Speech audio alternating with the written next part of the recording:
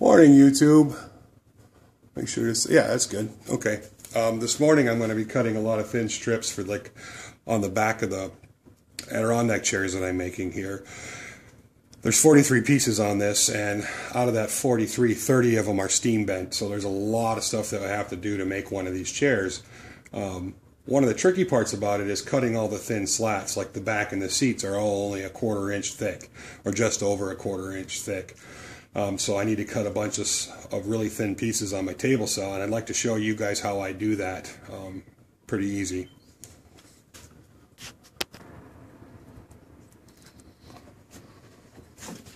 Now on my table saw, instead of putting a zero clearance insert in, which I don't have, I just take a sacrificial piece of stock and I run it, and I set my depth of cut to whatever I want it to be, and I'll just I'll cut that into position, making sure that I have a piece long enough to clamp on the front and back.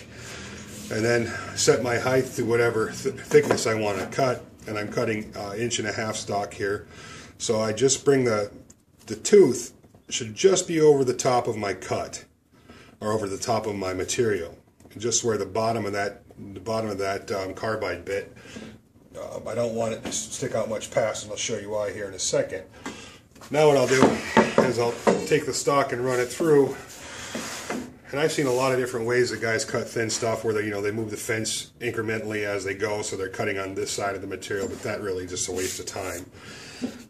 Using a sacrificial push shoe, it's called a push shoe, I'll set this right up against the fence as I'm cutting through, and that blade will go right through the material, keeping my hand up here out of the way of any harm.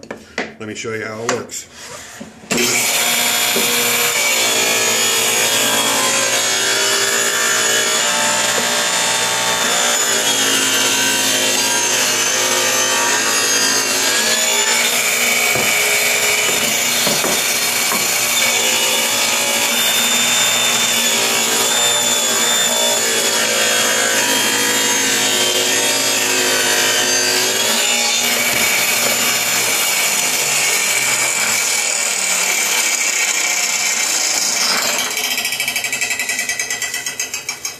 So just like that, I have all these pieces that I can rip down now and use for my chair seats. These are for the pieces for the seats themselves.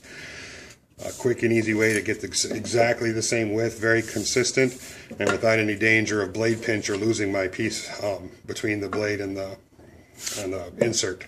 So if you ever have to rip down some thin stock, it's the easiest way to do it.